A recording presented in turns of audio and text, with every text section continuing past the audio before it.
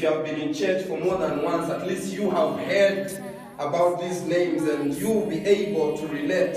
And I want to also assure you to say, I will not be able to find in the Bible where it is written your name.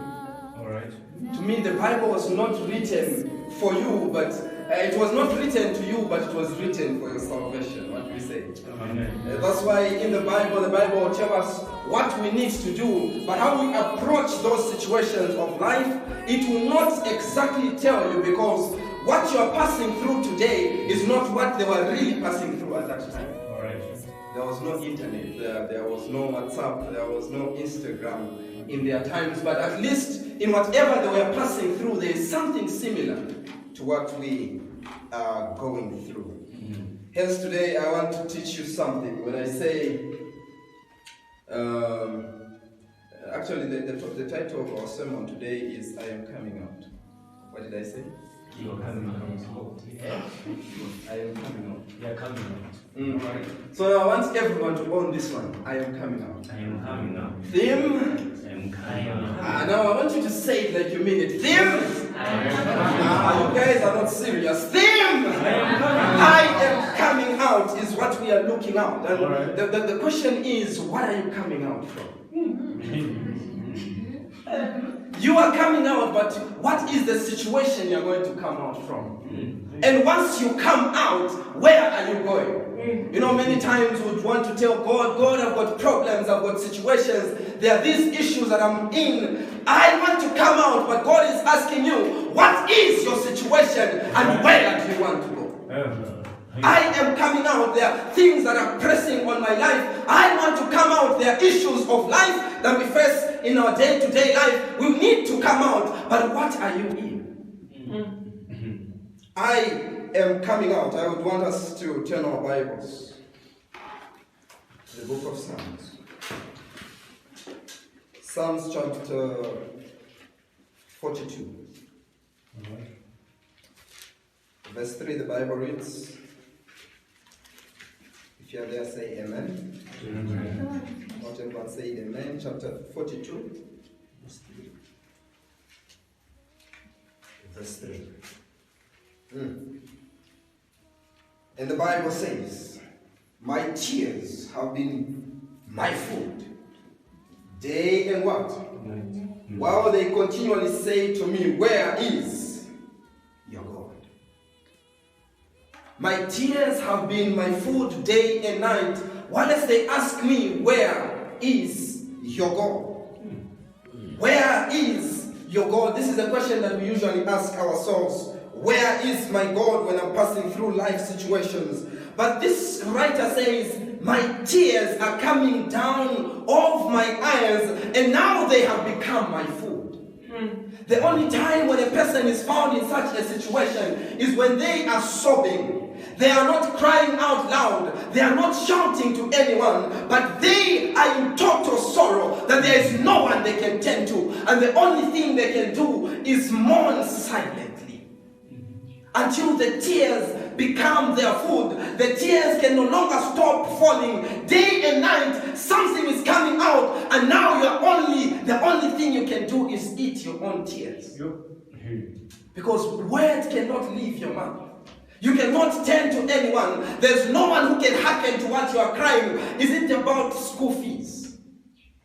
I remember there is a friend of mine who went to one lecturer and said, I've got a problem with fees. And the man said, let's pray. They prayed and he let him go. The man was thinking maybe this man will say, here is half of your fees. But when you go to anyone, the only thing they can tell you is read the Bible and God will answer your prayer. Where is it written that I don't have fees in the Bible? Where is it written that now the sickness is going to kill you? Where is it written in the Bible that my problems will be solved? Where? I cannot see about fees here. Someone will pray and pray and pray, but nothing seems to work out. I am coming out because you are ready to come out. But what situation are you going to come out from? What are you facing? What am I facing that I should come out?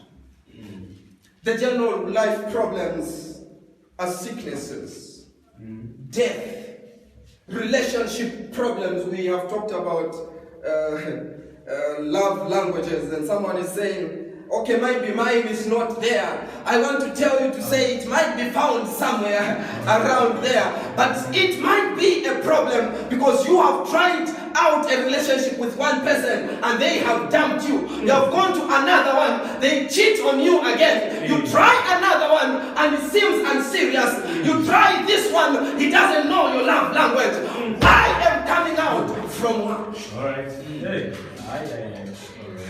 Life situations have drawn me down. Life situations have drawn you down. You feel like you are ready to come out, but how are you going to move out of there? Life is never easy. Life is never an easy road. And I want to imagine this writer of this text, there is something big that he was passing through. Let's try to read verse 1. As the deer panteth for the water brooks, so panteth I, my soul, for you, O God. My soul thirsts for God, for the living God. When shall I come and appear before my God? You have been praying to God day and night, and you're asking yourself, when will God show himself to me? When will he answer about my school fees? When will he answer that I am growing old and I need a marriage partner? When will God now know that what I'm passing through is not just a mere problem? All right.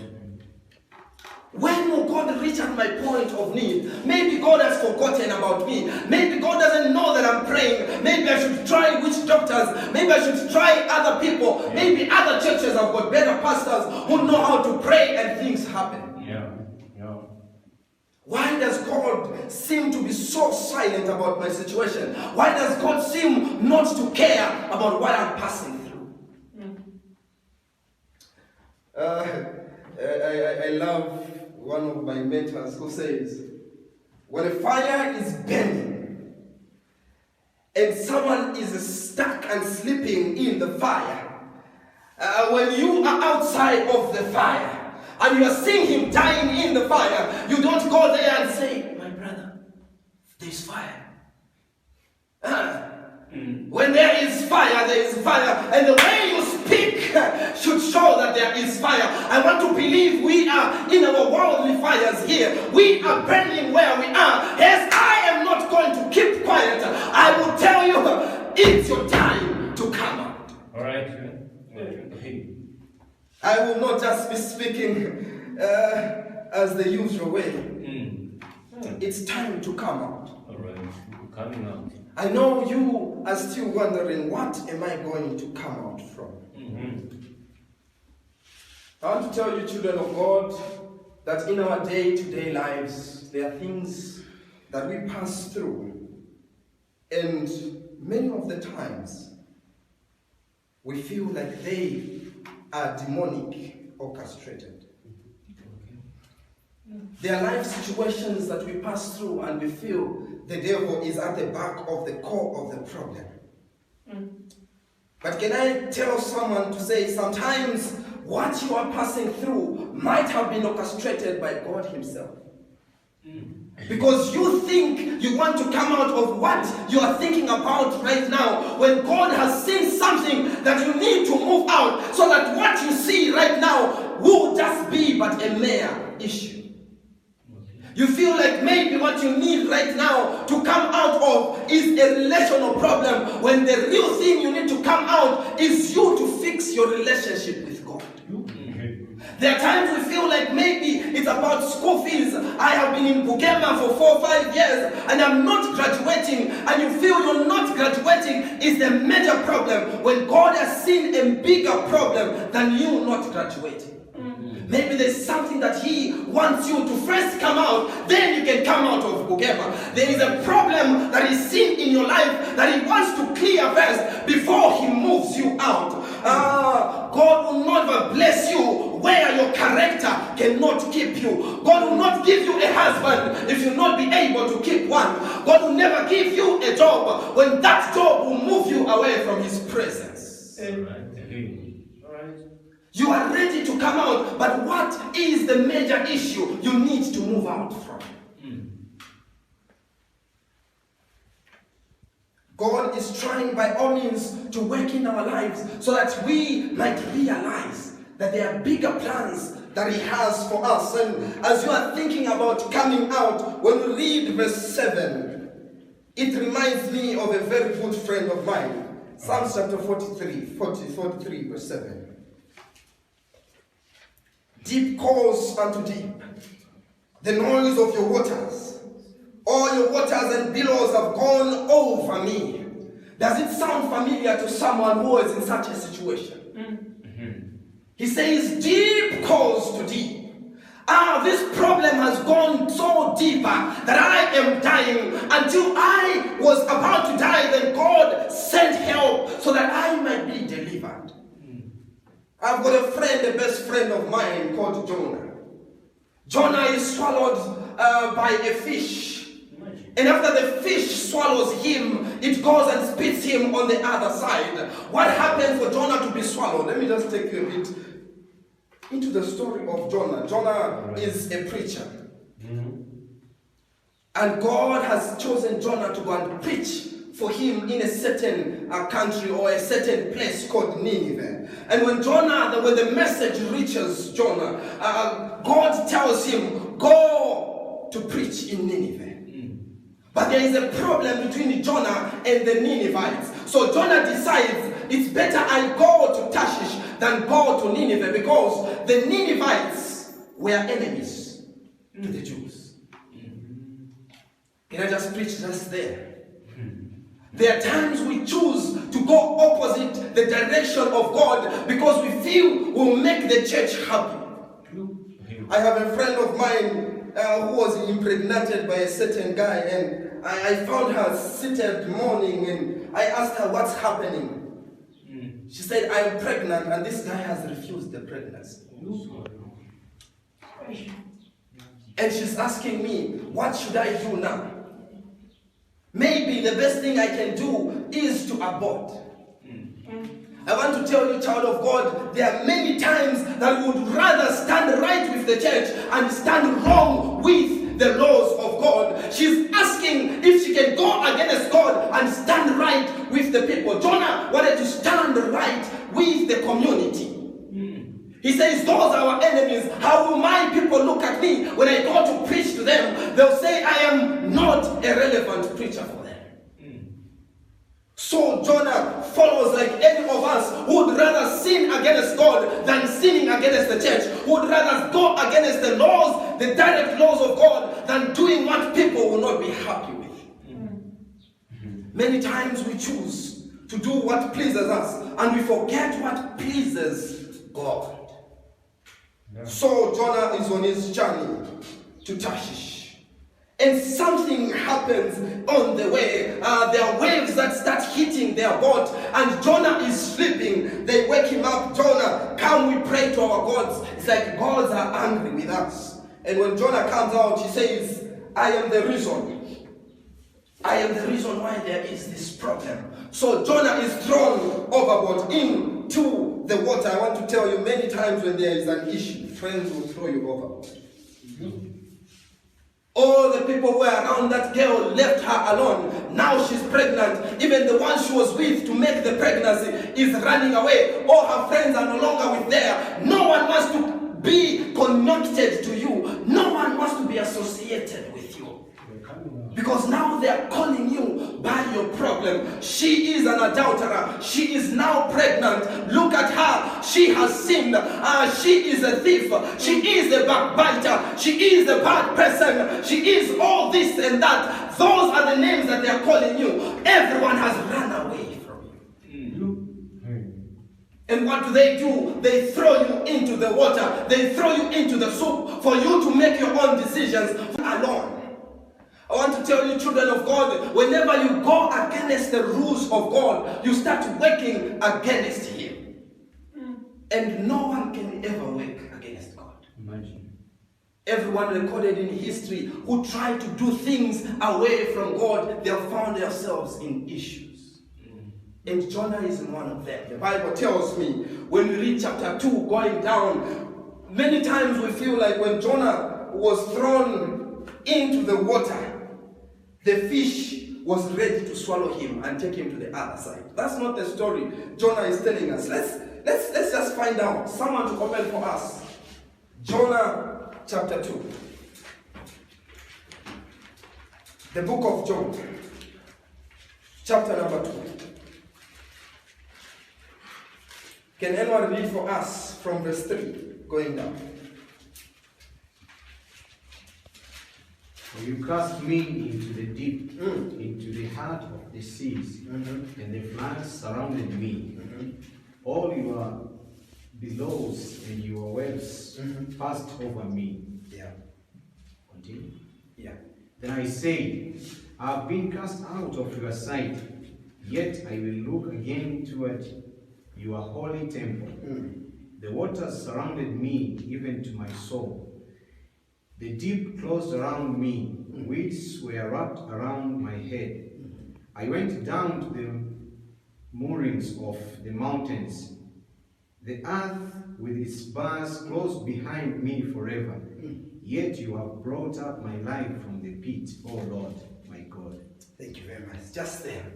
This is Jonah giving us the scenario of what happened when he was in that problem. At this point, Jonah is in the belly of the fish. The Bible tells me, as Jonah is thrown into the water, he goes down to the depths of the river. When Jonah is thrown down into the mountain, into the water, he goes until he hits rock bottom. Does it sound familiar with your life and my life?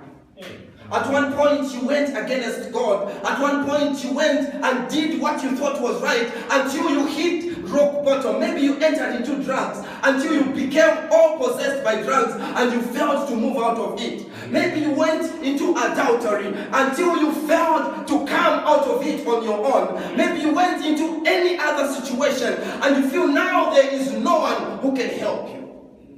Maybe someone got addicted with pornography. Maybe someone got addicted with masturbation, and there is no one who can help you because you are sobbing within yourself. You are crying. You have hit rock bottom because now at this point you feel like you are dying. But there's something that Jonah does that helps Jonah. Jonah prays. When Jonah goes against God, and now he's thrown into the water, Jonah remembers that there is a God in heaven. Then Jonah prays. I want to tell you, when he has gone against God, he didn't pray. There is a problem when we make decisions without prayer. There is a problem when we make our own decisions without following our God, because most of the times those decisions will lead us astray. But when Jonah now is in problems, when Jonah now is in a situation, when Jonah now is struggling, he remembers to pray. And once you pray, things happen in your life. Even though you have gone astray from God, even though you have gone away from God, even though you have lost focus with Him, whenever we pray, God comes back. That's why we are talking about the sin against the Holy Spirit, because God will always answer your prayer. There's no sin that you can sin against God that He can never look back and say, my child, come unto me. Because He is the forgiver of sin. He is the originator of faith. He is the originator of all the compassions that we may ever feel. God is our God. And when Jonah prayed to God, God answered. Hence the fish was not there to kill Jonah. The fish was not there so that Jonah's life might be ended, but the fish was there as a solution to the problem of Jonah. So when the fish swallows Jonah, chapter 1 verse 17, the Bible reads, now the Lord prepared a great fish to swallow Jonah, and Jonah was in the belly of the fish 3 days and what? 3 nights. How does God know that Jonah is ready to come out? How does God know that you and me are ready to come out? How does God now know that you and me have been now cooked enough, have been now prepared enough, and now we can move and the situations of life? How does God know that now it is your time that you should leave Bugema and find work? How does God know that now is your time that you should move from your life situation? How does God know that now is your time that He should answer your prayer? You need to pray. There's just something little I want to share with you before I close. Chapter 17, the Bible says, now the Lord prepared a great what? Remember, I'm saying what? Fish. I'm not talking about a shark. I'm not talking about a whale, because the Bible says fish. I'm not talking about a snake in the water or anything. The Bible says what? Fish. Don't go home and say, no, the pastor was lying to us. How can a fish swallow Jonah? Are we talking about tilapia or any other fish? I don't know what kind of fish the Bible was talking about, but the Bible says what? Fish. But philosophers and theologians have got a problem with the writer of the book of Jonah, because in chapter 17 of in chapter 1 of verse 17, the Bible says fish, and in chapter 2 verse 1 the Bible also talked about fish, but these two fishes are a bit different. In Greek, let me come back, let me not confuse our friends. In Greek and Hebrew, like in English, we have girl and boy, right? Yeah. So according to Greek and Hebrew, there are words which are male or masculine, and there are words which are female or feminine. Okay? And there are other words which are neutral. They are neutral. So most of the times, when a word is related to a female, it will be feminine. When it is related to a male, it will be masculine. When this word is usually can I say, when this word is the one doing the action, sometimes they refer to it to be masculine. And when this other word is the one receiving the action, it becomes feminine. Yeah. Alright. Have I confused you so far? No. Are we still there? Alright, so these theologians, they are saying the book of Jonah, chapter 1 verse 17, talks about a male fish. And in chapter 2, verse 1, it talks about a female fish. Are we still there? Right. So now they are saying there is a problem with the story of Jonah. Maybe it was just an orchestrated story which never happened. Because why should the writer write one thing in chapter 1, verse 17, and write another in chapter 2, verse 1? In chapter 1, verse 17, it talks about Dag, which is a male fish. In chapter 2, verse 1, it talks about Dagar, which is a female fish. And now they are saying, how can he write one thing different from another? How can he not be continuous in his story? He talks about a female fish, now he talks about a male fish. Why isn't this very theologically right? But I want to tell the Church of God, we just need to say amen just there, because something happens when Jonah goes on his knees. I want to tell you that one thing that was happening had to change when Jonah goes on his knees to pray. Right. That one fish which was male has changed to be a female, because when you pray, your world changes. When you pray, your situation will not be the same. When you pray, no one will ever remain the same. Even the heavens will come down. Even everyone will bow, because when God says this is the way, that's it. God changes the world of Jonah from a male fish to a female fish. And I just want to help me to imagine here. When Jonah is in the belly of the male fish, what happens? If I am male, she is female. Yes. What I call belly is what? The system that is used to digest food, and afterwards it comes out the other way. But when we are talking about a woman and we say belly, what are we talking about?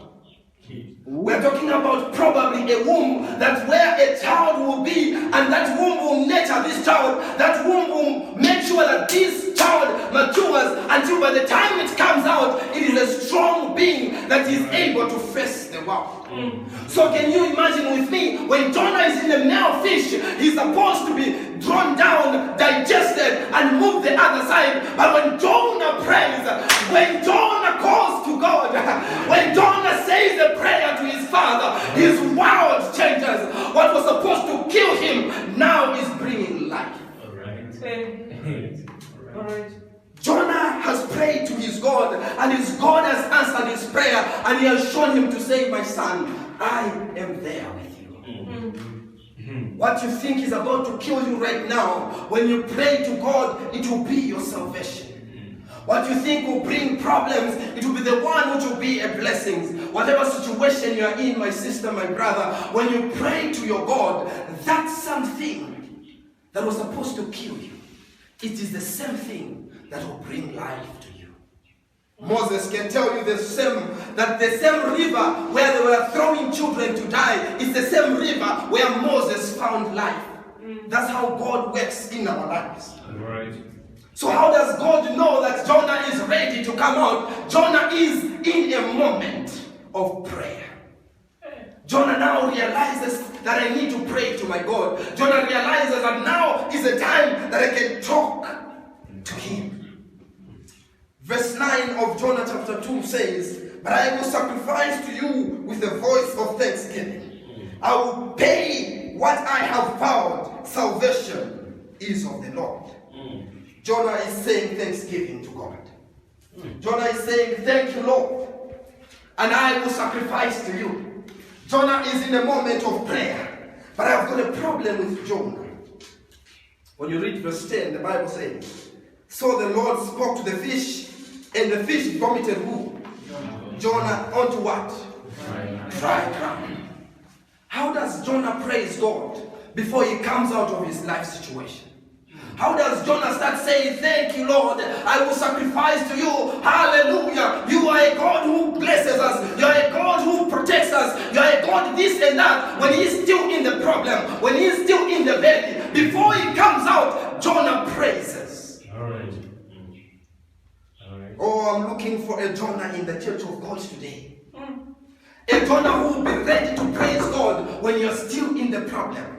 And Jonah will be able to say hallelujah to my Father even before he doesn't. We have been giving thanksgiving here just because something happened which was better and now we feel we are protected. But I want a kind of Jonah who will say, Lord, thank you. Who will say, Father, you can bless me even when you're in the problem, even when you're still in the situation, even when life is still hard. You can say hallelujah to your Father.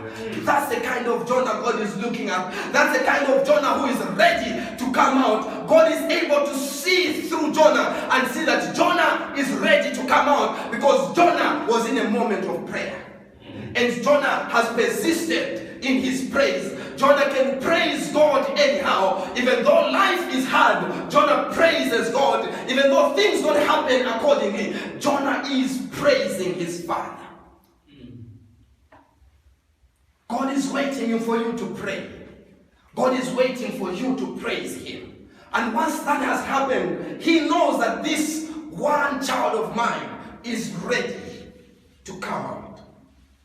What impresses me about Jonah, he is thrown into the water. As he is about to die, Jonah calls out to God, and the fish swallows Jonah. But as he is still swallowed by the fish, Jonah praises his Father. Jonah starts his praise in the belly of the what? Of the fish. What is Jonah telling us today? The book of Psalms tells me that as long as I've got breath in the mouth, as long as I'm able to breathe in and breathe out, as long as I'm able to see, as long as I'm able to see that I am alive, I will praise God anyhow. I'll praise God according to his firmament. I'll praise God that I woke up this morning. I'll praise God because I am still alive. I'll praise God because only the alive people, only the people who are living can praise him. Hence, even though I am in problems, I will praise my Father. All right. And this is the Jonah that we are looking at today. The Jonah that is becoming repentant. The Jonah that remembers that he needs to pray to his God. The Jonah that forgets the world and is just focusing on him who is his Savior. Take the world but give me Jesus. Take all the wants of the world. Take all the joys of this world. Take all the glittering of this world. Take all the best things that the world has shown me. Take everything, but just give me one thing, who is Jesus crucified on the cross of Calvary. I want to close with this thought. Jonah has prayed. And remember, God is the one who has orchestrated the place for Jonah to pray. God has changed the place of Jonah, which was supposed to kill him, to be a blessing point of him. And he's about to do that same thing to you. Jonah is persistently praying to his Father. All right. But now this is what shows God that Jonah is ready. When we read chapter 3, verse 1, 2, 3, 4, the Bible tells me that when the fish vomits Jonah on the other side, God comes to Jonah the second time. I said God comes to Jonah the what? Second time. He is a second time chance giver. Whatever situation you have been through, God will still come to you the second time, the third time. As long as He is willing for you to be saved, He will always come to you. So God comes to Jonah the second time. All right.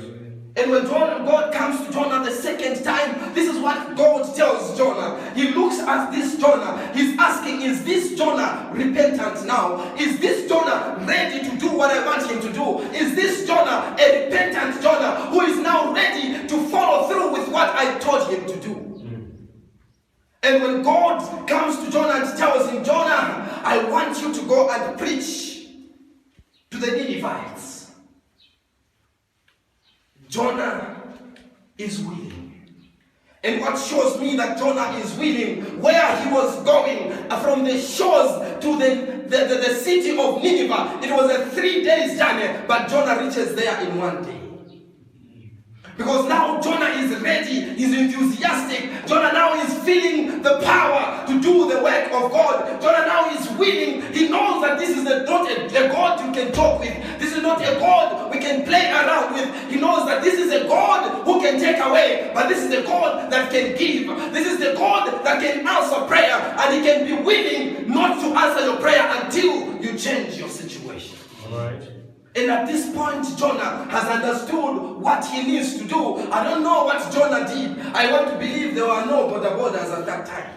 There were no taxis at that time. Yeah. Maybe horses or chariots, but they were expensive. This man was from the belly of the fish. You cannot expect him to have money. So, one of the things Jonah would have done is not a witch, so he didn't fly. But I want to believe Jonah started running. He took off. Immediately God says, I want you to preach in Nineveh. Jonah already knew his mission. He knew what he needs to tell them. And Jonah started running, going to Nineveh, the place of problems, the place he hated, the place he never wanted to go. Jonah is heading to Nineveh. Maybe God wants you to go to that thing that you have been scared the most. Those jobs that you have been scared the most. That husband that you have been scared the most. Those situations that you are scared to reach in. God wants you to run there and reach there because He has sent you and prepared you for the mission. All right. Are you a kind of Jonah who is ready to come out? Are you a kind of Jonah who has been stuck in a problem and you feel you have even lost hope that you can never move out? My sister, my brother, you need to pray. You need to leave it in God's hands because God is able even to put food on the table. Even though He does not do that, He's still our God, He's still our Father. God is waiting for you and me to change our lives. That's why He's keeping us where we are until we realize that we are ready to come out. As I'm closing, I want to appeal to one person, or two or three in here. You have been in a life situation. Maybe it has even been embarrassing. Maybe it has even been a situation you are crying about. There is no one you can tell about this problem to. I want to tell you, tell it to Jesus.